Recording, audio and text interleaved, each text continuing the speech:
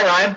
Well, listen, I certainly appreciate you jumping onto the podcast so far, and so for the audience and the people listening, describe your background and your journey to your current role with the Wolves and the Lynx. Yeah, first of all, I appreciate you having me on. Looking forward to this, and certainly have learned a lot from some of the people you've had on already, and hoping maybe some of the things that I say here today might resonate for somebody. So it's interesting you call it a journey because that's exactly what it feels like it's been, right? It's been you try to plan for something and it doesn't go exactly as you maybe even hoped or wished or drew it out, but couldn't be happier to kind of be where I'm at today. And it started probably back in UMass Amherst, where I went to undergrad, studying sport management. People were asking, what are you going to do when you get out of school? And that was my answer, right? Sport management. And that's not an answer. That's like saying, I'm going to work in business. Okay, bud. Well, what are you going to do specifically? So it wasn't until my senior year, second semester even, that I started taking this sports sales class, and it resonated with me that this might be something that I could do long term. It had, the aspects of competing, which I knew I was going to trail off from sports by the time I graduated. There was a leaderboard. I was able to just speak to people and talk about a product that, I believed in my whole life, all the lessons I've learned through sports, all of that sort of stuff.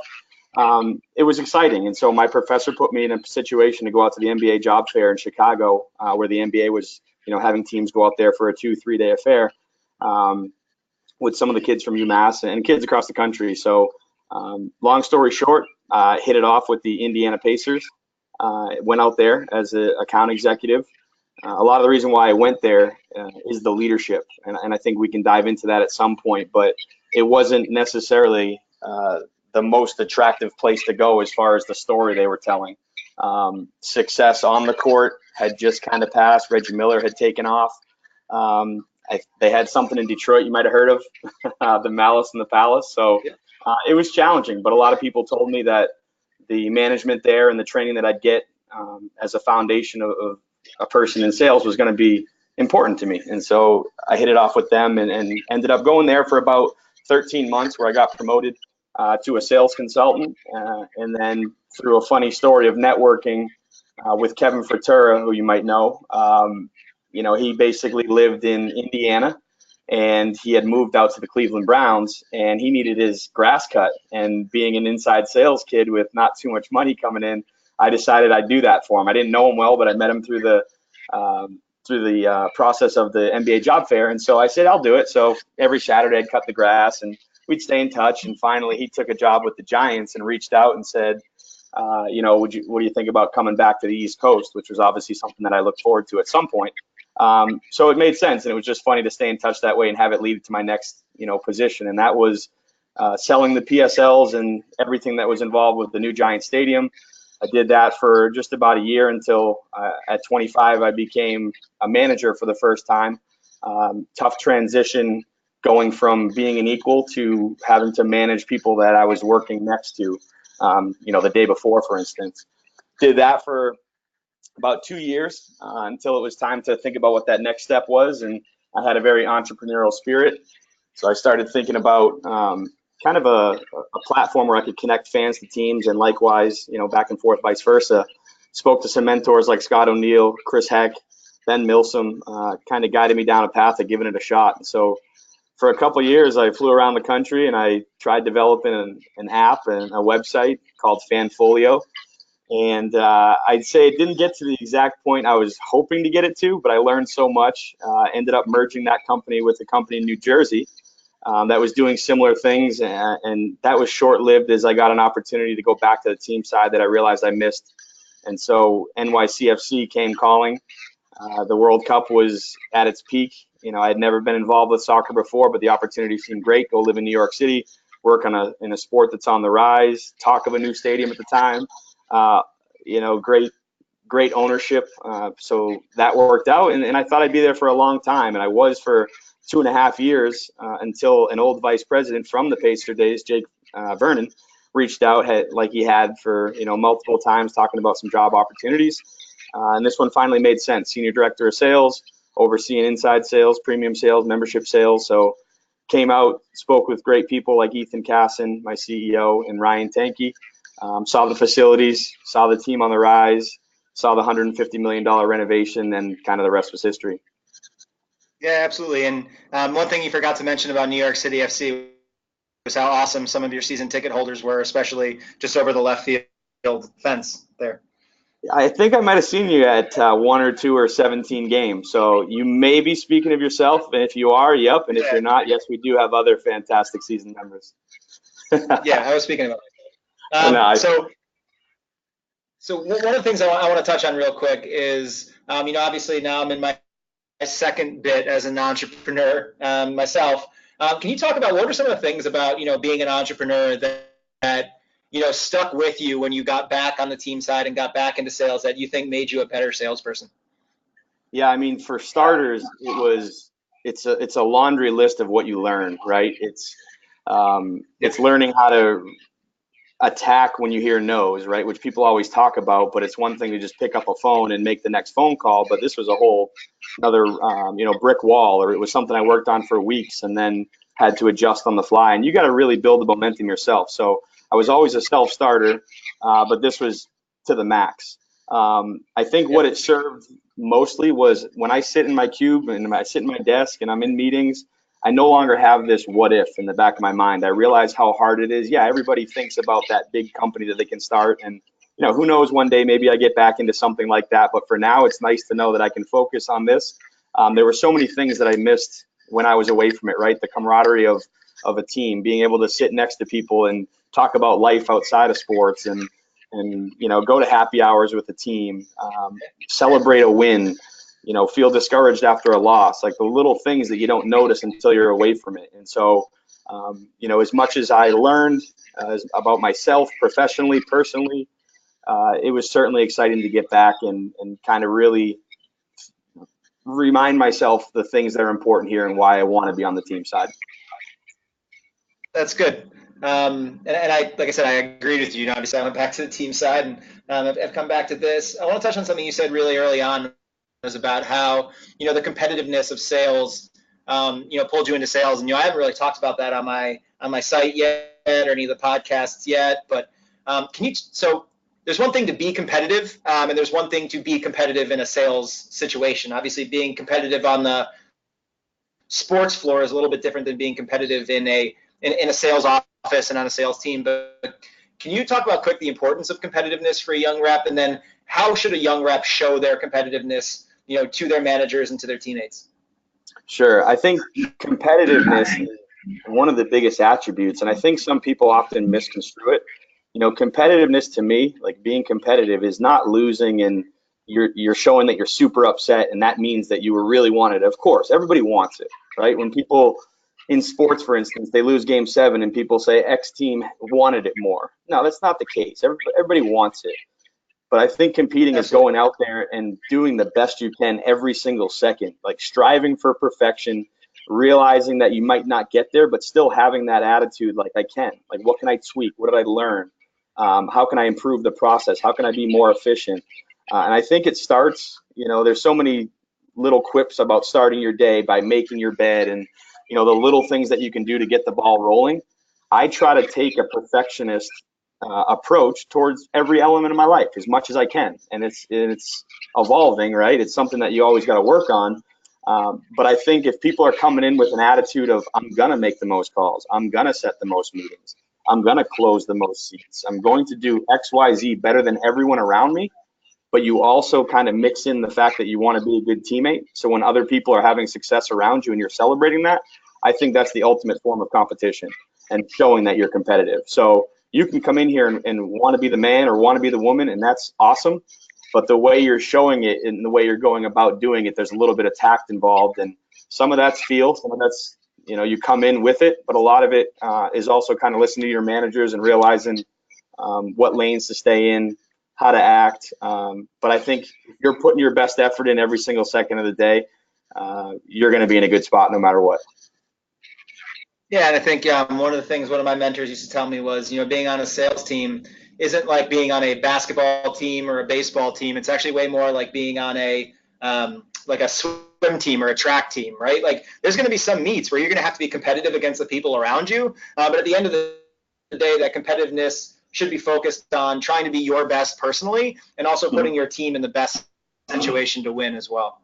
No, that's a great way to put it. I mean, look, when we kind of chop up the season and put together some goals, we're not just putting together, here's a number, let's get to it. We're chopping it up to a department, we're chopping it up to a person, and we're hoping that each individual can accomplish what they're set out to accomplish.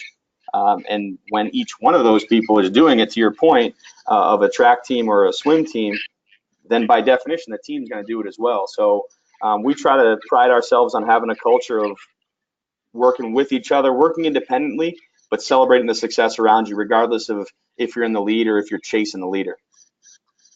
Absolutely. And so you touched on it really briefly, but you've had a couple stops with some really good people and good mentors along the way in your career. So, as you've grown your career as a rep and as a manager and as an entrepreneur, who are some of the key sales influences that you had in your career, and what was it about their styles or successes that really stood out to you?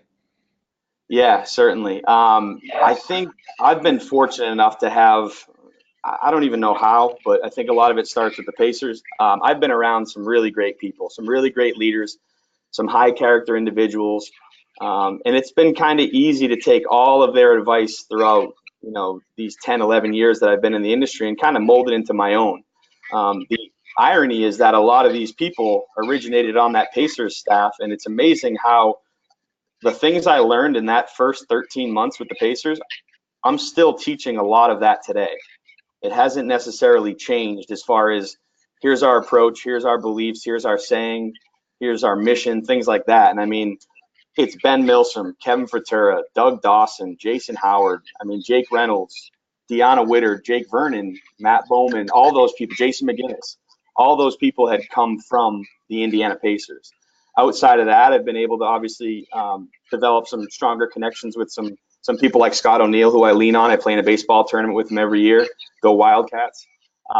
Chris Heck, who's obviously closely involved with Scott as well. I mean, I lean on guys like that to give me the big picture. And then fortunately, we have great trainers like Sean Graham, Lance Tyson, yourself, the league office, Jonathan Tillman and his team that I work with. It's endless. I think the power of sports is that it's not like these other companies, AT&T, Verizon, for instance. They're not going to go in and share best practices, but all of these great leaders can kind of pass on messages or how we're going to manage or what our beliefs are. And the things that have stuck out to me amongst that group are really, first, hiring the right people. You got to have great people if you want to accomplish what you're trying to get done. But being fair, being transparent, really caring for these people, trying to develop their talent, caring about their careers, but also caring about their lives. I think I'm somebody who in 2018, you got to kind of be careful about how much you want people to open the door, but I try to develop relationships with people that they can feel like they can talk to me about whatever. And I'm going to be fair, I'm going to be receptive, and it's not just about a number. And I've found, again, through a lot of passed down information from some of the names that I mentioned before, is that when you're kind of just treating people with care and you're putting goals in front of them and you're being demanding, but you're also ready to do whatever it takes for them to feel like they have the motivation or the support behind them, you get to your goals. Individually, your careers accelerate and everybody wins. And so I get super excited about talking on things like this or when UMass kids call in or whatever the case is, because I was given so much and I look forward to being able to pass it on to whoever I can. Yeah, absolutely. I mean, obviously, the list that you just named in total is some of the most incredible people in sports, outside of myself, but I'm honored that I'm even mentioned near that list. But you listed a laundry list of incredibly impactful people that came from that Pacers organization, and that's you talk about those people, and everybody in sports who knows sports business knows who those people are. And what was it about? And I don't even think about management or senior management, but what was it about that entry level environment that produced that laundry list of just incredible salespeople? I think the formula is relatively simple looking back on it. It's a lot of the words that have come out of our mouths already, meaning it starts by hiring great people, right? And I think that's a combination of what can they do on the sales side, like what's their acumen, how are they responding to interview questions, what they do, on paper, the standard stuff. But it's hiring the good person that has that work ethic, that attitude, that you feel like you've developed this formula. I mean, we talk about it as far as like, think of the way a coach attacks it, how they fill a roster on a team, right? They have certain things they're looking for. Myself, and very similar to the way these people hired, they're looking for those attributes in those people. So once they get in the role, as long as they're coachable, if they're positive, if they're willing to work hard, I think individually, if you're doing that, person next to you is doing that, same thing I talked about before, I just think it leads to, you have no choice but to succeed. And then the next layer of that is, hey, when you're struggling, what type of culture do you have? Are people sitting there and encouraging you? Are they laughing at your phone call? Are they saying, hey, you sounded better when you said this? And when you're bringing all those things together, I just think not only is, I keep talking about hitting goals, it's important, right? But you're going to enjoy showing up to work. You're not going to have the Sunday scaries. You're not going to have, a case of the Mondays. You're going to show up ready to go and know that the people are going hard next to you. And so you got to keep up. And it's inspiring to be in that kind of environment. And I think one of the things a young rep needs to understand is, if they're not feeling that environment from around them, it no matter how, whether in your second week, like I you use Gandhi, and it always seems like you roll your eyes, but be the change that you want to see, right? If you can feel that it's a negative environment, it becomes part of your responsibility to make it a more positive environment. I think young reps are scared away from that when, I think a lot of the ones that you've seen that are the most successful were always the ones that were picking people up as opposed to putting people down in those moments. No, you're right. And it's amazing how important that role is there, as well as, kind of, some people sit back and expect that management's job is to just create everything. It's sales contests. It's the culture. It's the vibe. Like, it's just as important for those senior leaders or the people that want to be out in front to take that message that was passed on, buy into it, and then be that person or people who are, making sure it lives beyond the meeting room or wherever the message was delivered. And so I think you nailed it on the head there. Yeah, no doubt. So one of the things, and that I was fascinated by this just, through our conversations and getting to know each other a little bit at NYCFC was, you sold premium in New York City for a new club in not your stadium. And to me, that seems at equal parts insanely exciting, but also entirely overwhelming. So when you think about that, because obviously you just came from the ALSD meetings, we're talking to a lot of people who sell premium, when you're given a situation like that, how do you prioritize, sell, and self-prospect in a situation like that? It's super simple. You just can't sleep anymore. You're just not allowed. There's no sleep involved. Now I started to realize after a little bit of time living there, like the city that never sleeps. Okay, that's starting to make a little bit of sense. Throwing another little pun there with, if you can make it there, you can make it anywhere, because there were some challenges. And at the same time, as much as there's challenges, there's so much opportunity. And when you talk about prioritizing, selling, and self-prospecting, it is a lot about just never shutting it off. I think feeling like, and we'll get into a little kind of work-life balance, if you will, but as a whole, the more you can kind of make that city that you're on 24/7, even if you're not in the office, you're not on a meeting, if you can figure out ways in which you're always available to have a conversation about why somebody should be in a suite, the opportunities are endless. The people that you meet, the doors that get opened. There's so many times I talk about how many cab rides I was taking home, being like, how did I end up there? How did I meet this person? But it leads to something fantastic, and often sales. I think a lot of it is getting out there. It's the standard stuff. There's endless happy hour opportunities, breakfast, lunches, dinners. As far as the self-prospecting, if you have eyes or ears, you can have both, and then you're way ahead of the game. It's everywhere. If you're in Times Square, you're seeing 10,000 ads. But the same way, if you're walking down a street and the truck drives by, you're seeing that. You've got 10 stores on the corner. Your friend works for this company who introduces you to that person. It is one of those cities. And the good thing about New York is you just have to go out and get it.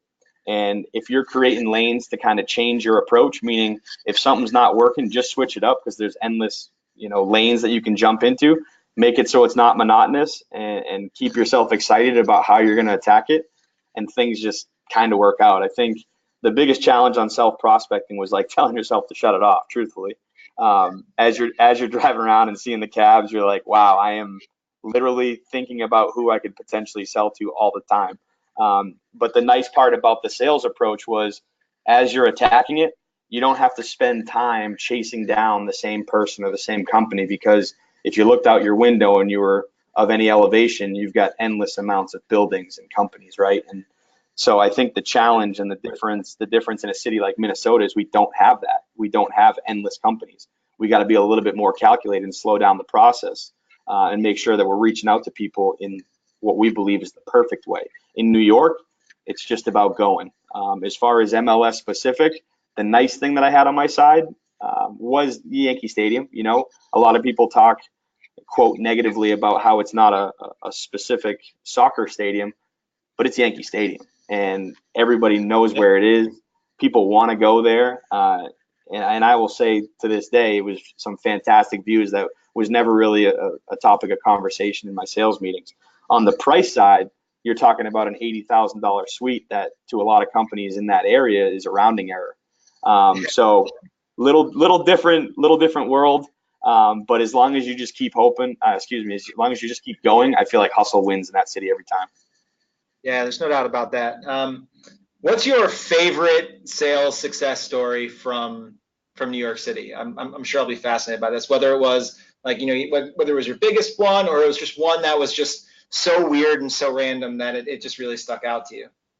I won't use names or specific companies, but I will say there was, you know, a gentleman who set a meeting. I showed up, he didn't show up.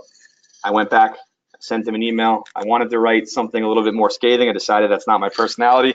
I just followed up to see if I could get some more time. So I went ahead and set a second meeting.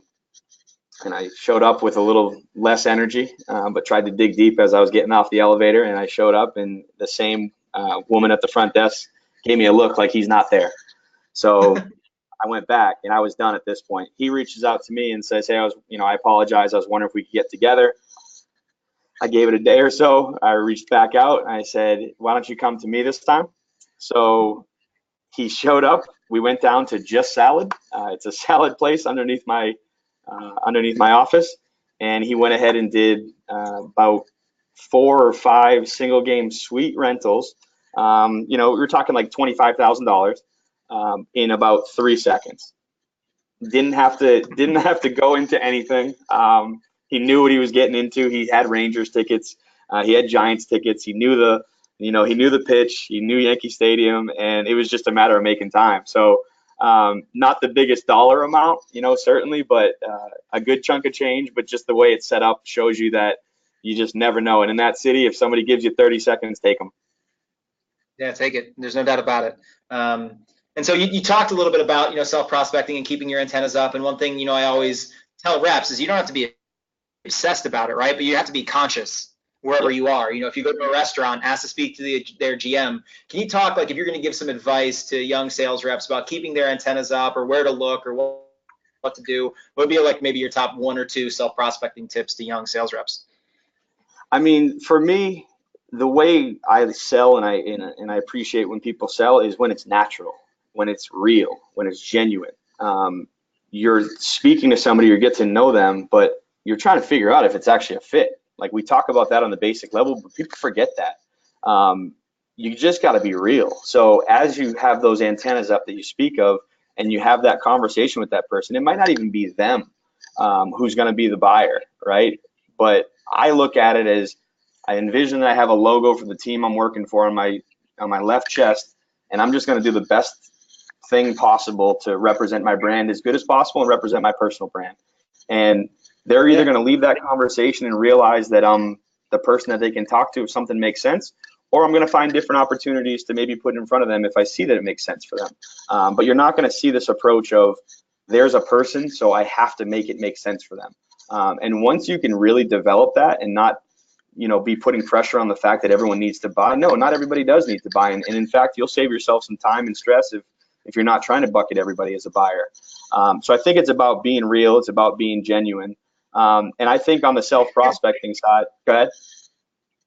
I was gonna say, and it also gives you more confidence to hear a no, right? Like, if you know that there are buyers out there, and that statistically, most people that you talk to aren't going to buy, then, and you're aware of that, then you have that confidence to be able to say no. I think a lot of times the biggest challenge for young salespeople is they become so desperate for any conversation that that desperation leaks into their entire sales process, right?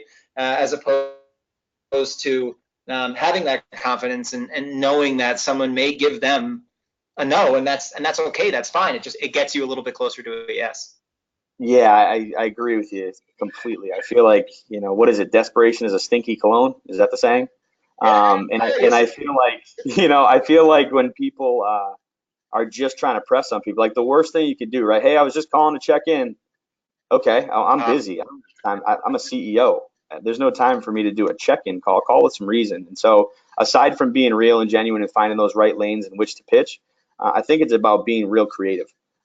If anyone, you talk to anybody that's worked with me or for me, or you see me in a hiring process, or if I'm thanking somebody with a gift or whatever, it's always custom and it's creative. And I think people, especially strangers, respond to that. So if you want to tie that into a shock and awe, or you want to do some research and get a little creepy, and send some information, I think the world appreciates that these days. And some people have shied away from it, but it seemed to work for me, and I think it cracks open a door. And either way, I'm getting to a yes or a no probably quicker than I would if I was doing the standard approach. I mean, these people are getting hit up all the time. Like, think of New York. What is it, 11, 12? I forget how many professional sports teams, but they're getting, if you're going by a pitch, like a script, and you're being standard and you're not sticking out, not only the decision maker, but any type of person answering the phone beforehand, a secretary, admin, whatever the case is, they've heard it and seen it before, and you're just another person. So how do you separate yourself? How do you get creative?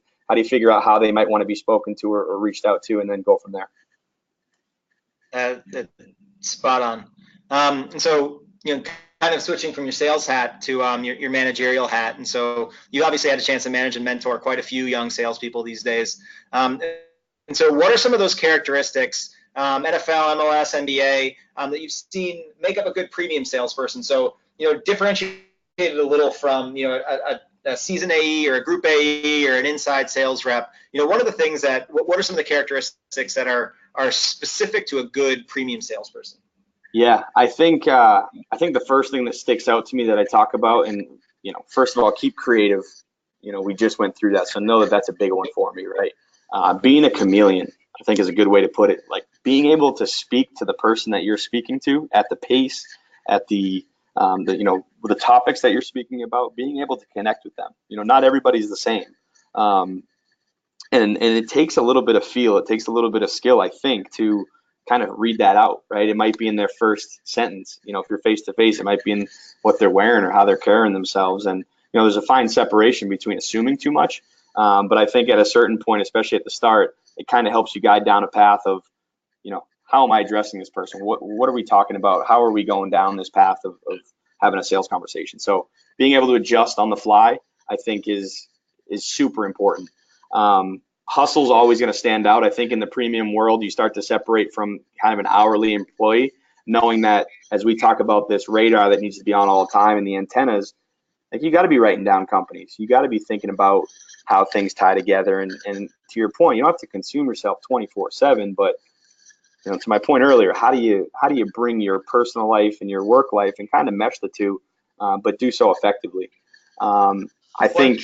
So go ahead. I want to touch on that quick, just because you talk about that, and I think that's, it's such an important point too. Is just because you have larger individual sales and a longer sales process, I think a lot of times sometimes premium reps use that as an excuse, right, to not make as many phone calls or not do as many meetings or not focus on the hustle stuff. And in fact, a lot of times it's almost the opposite, right? Like, your close rate on things that are that high in value is a lot of times going to be lower than the people you engage with to sell a mini plan to, right? So it's, how do you find ways to keep up those engagement amounts, even though that there's going to be a longer sales process in the back end of it? Or am I way off on that? No, I think, the worst thing you can hear from somebody is, hey, I just need to make less calls and less emails and less LinkedIn's because, I'm going to be just a little bit more calculated. In theory, I get that, but what are the things that are following that? Are you getting tons of face-to-face meetings? Okay, cool. I'm not here to breathe down somebody's neck on metrics specifically. I'm looking for results, but there's got to be some sort of story in it. And I do believe that, the training wheels that are on during inside sales, and even if you travel up through like a membership sales program, When you're taking those off, it's only because you're ready to rip. You're not going to use the brake right away and be like, now I can put my feet up. I think it's taking that, work ethic that's been ingrained in you that, whether you want to call it 100 calls a day, I don't think that's feasible, because you are going to do a little bit more research. You are going to be out of the office a little bit more, but mentality wise, how do you know that you just have to work as hard as you did before in order to get something done? There becomes like a cool factor that is just Yeah. not impressive. It's not impressive to me. And I think premium is an opportunity where people can really make their careers or they can go to die. I use that obviously a little exaggeratory there, but their careers seem to, now what do they do next? But people that go into that role and find some success, it seems to open up a lot of lanes to that next level. So I think it's a super important role and one of the hardest roles to hire.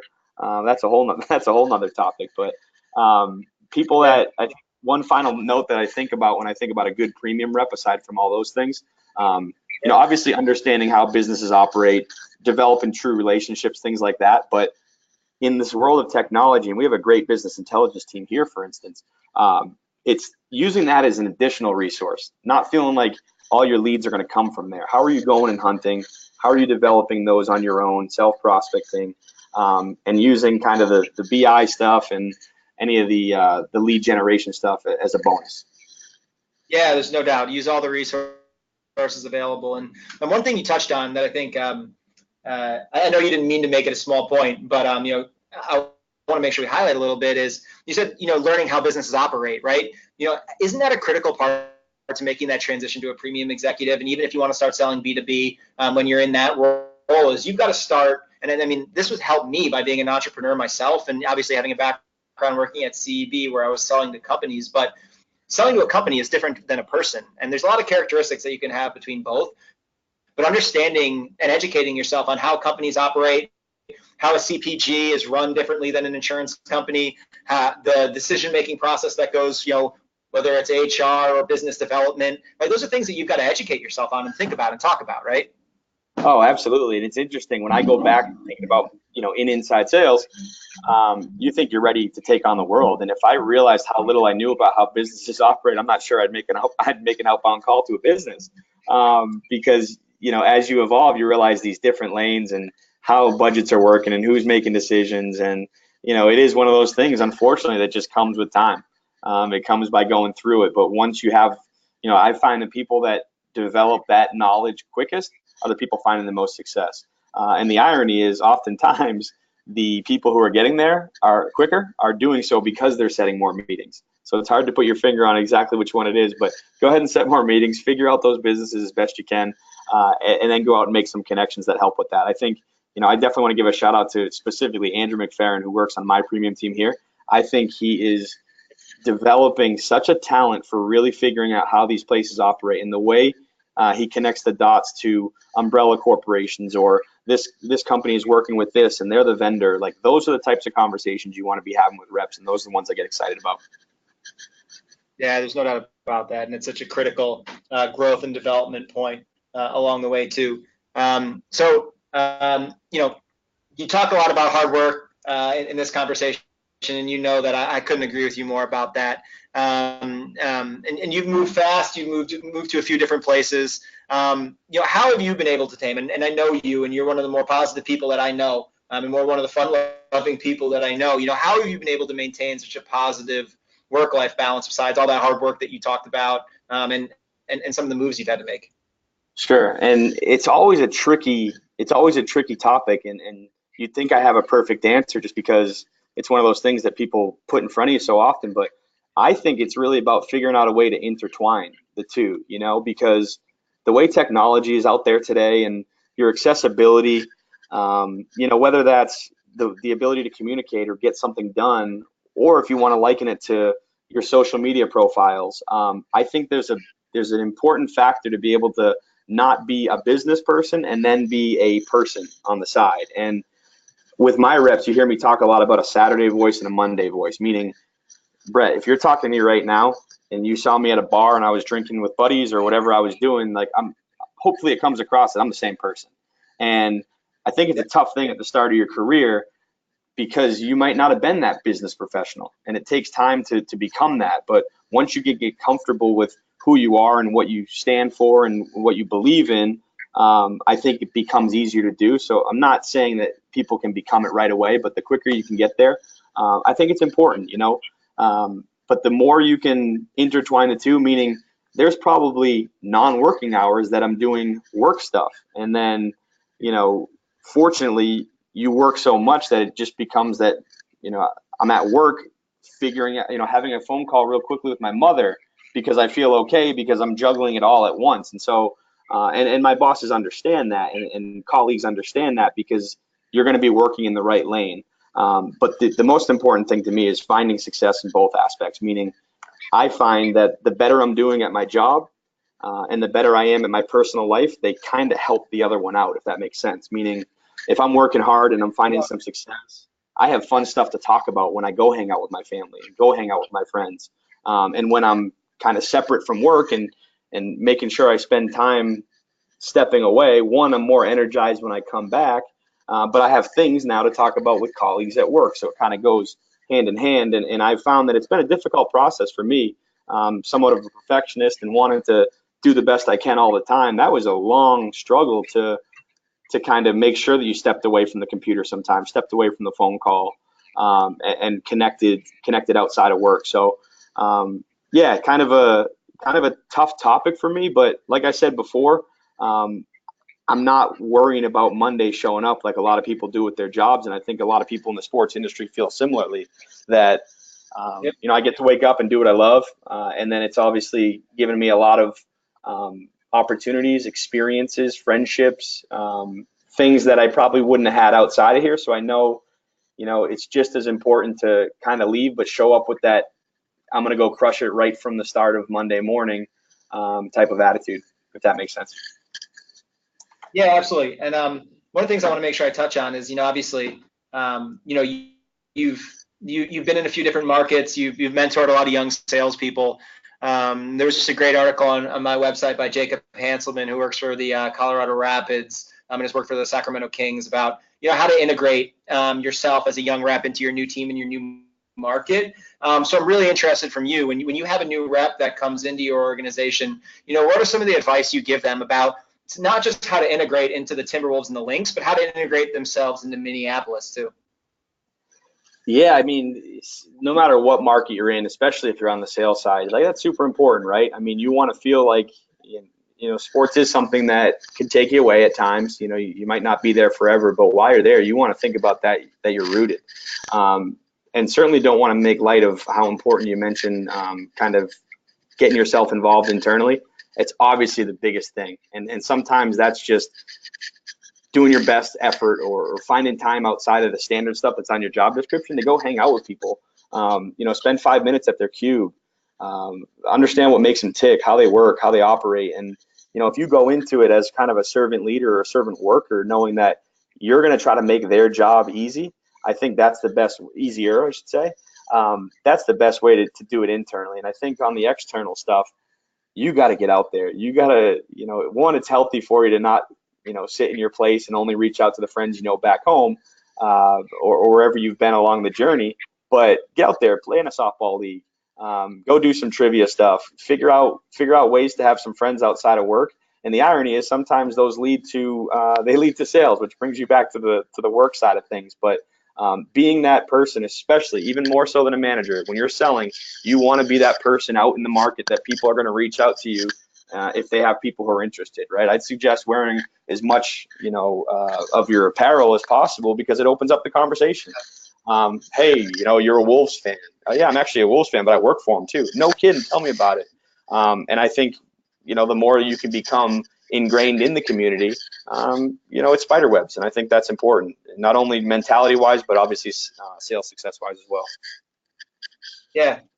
And one other thing that you mentioned that I thought was so important, you called it your Saturday voice and your Monday voice. I used to call it my 3-beer voice. Like, who are you at 3 beers is what I hear when you're on. Can you talk about just how a young rep can do that? Because, they're being overwhelmed when they first get there with scripting and training and objection handling, and all that stuff can be so overwhelming. It's almost impossible for them to not be robotic on the phones. What's your advice to that person about how to get to that Saturday voice or three beer voice as soon as they can.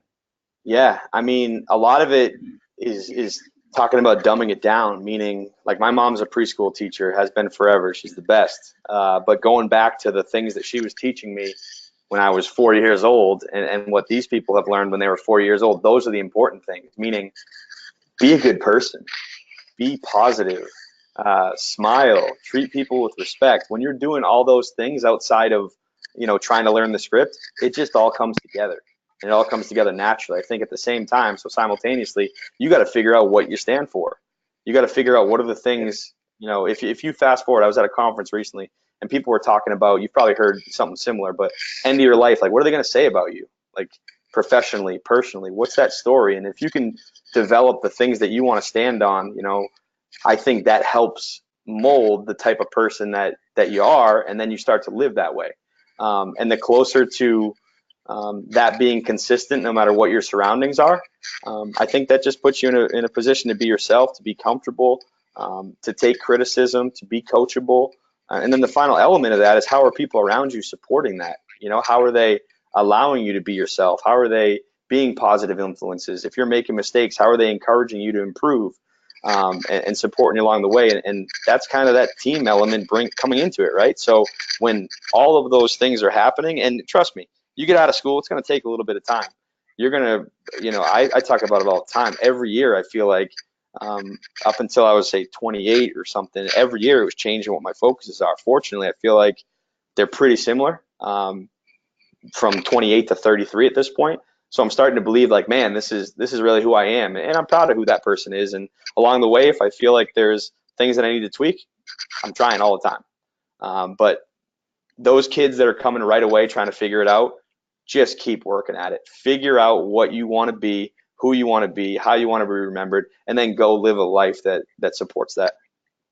Yeah. And I think that for me, the one thing I'd add to that, and you can speak to this maybe real quick, is dive into your product, right? Like dive into, I think the days of knowing enough to be dangerous about your product are over. I'm a big believer that nobody should know more about the team on the court, the front office, the stadium, the ticket pricing, the ticket mix, the products, than the sales reps at this point. And I think as a sales rep, as a young sales rep, some of that caution when you get on the phone is that you don't think you're going to know the answer to that. Well, the sooner that you learn everything, the easier it is for you to speak to it, right?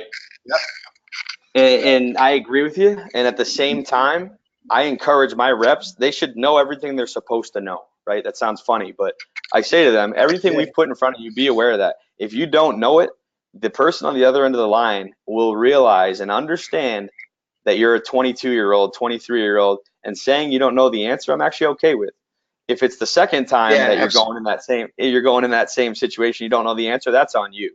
So we try to create an environment that, hey, if that's that first time, and we'll take that lesson, we'll go share it with the whole group, right? In hopes that somebody doesn't run into that brick wall again. And we feel like we put together a pretty good sales manual that doesn't really put you in the corner too much. But if it does, I think if you get there, the worst thing you can do is make up a lie or just spit out an answer thinking that you have to know everything. You don't. I think if it's CEOs or even if it's just somebody on the B2C side, honesty is probably the best policy. Hey, you know what? Let me go look into that for you. I've only been here 2 months. That's a great question. I can't wait to find it out. Let me give you a call back. I'd prefer something like that as opposed to saying something that's wrong and then having to have it be escalated, and then we're digging out of a hole and trying to fix the customer service issue. Absolutely. And so one of the things I think anybody that knows you or at least is listening to this podcast is, you're obviously an incredibly positive person. You're someone that cares about sales and cares about the business, and those are things that I've always appreciated about getting to know you. But that comes to the question: what drives you? What gets you up? What gets you up out of bed in such a positive frame of mind every day? Yeah, that's a great one. Really interesting timing as I just had my reps go through a what's your why kind of exercise. And so, I mean, fortunately, I've never, ever, ever had a shortage of motivation. And again, I feel like it's nice to know that I'm my biggest kind of motivator. I don't say that as far as like, I need to do it for me. There's just something inside of me that's always been like, keep going, dude. keep going. Like, I got a motor. If you talk to people, don't sleep a lot. I don't need coffee in the morning. I don't need 5-hour energies. I've just worked to be in a spot in my life that I put more and more pressure on myself. It's about figuring out how to do it effectively, right? But I'm my biggest critic.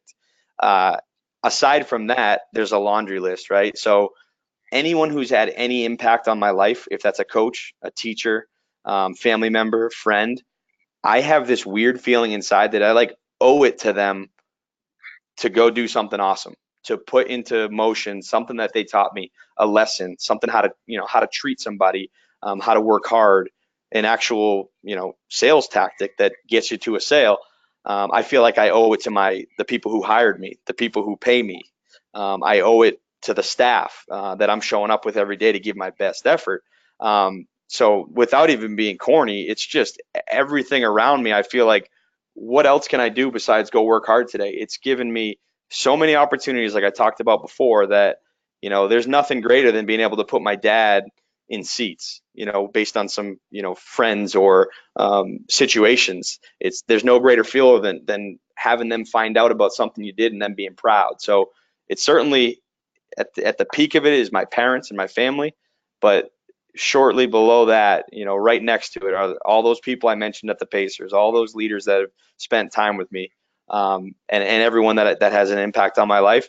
I feel like if I ever lose my self motivation, it's going to be because of them, that I can keep going. No doubt. Well, listen, I appreciate the time, bud. I always enjoyed talking to you, and I think anybody that needs a good pickup, they're going to spend 40 minutes here and get super excited to get going again. So again, I appreciate the time and look forward to continuing to see really big things out of you in Minnesota and beyond. Hey, I appreciate the kind words. Thanks for spending some time and reaching out, and we'll talk with you soon. Sounds good, buddy. Take care, bro.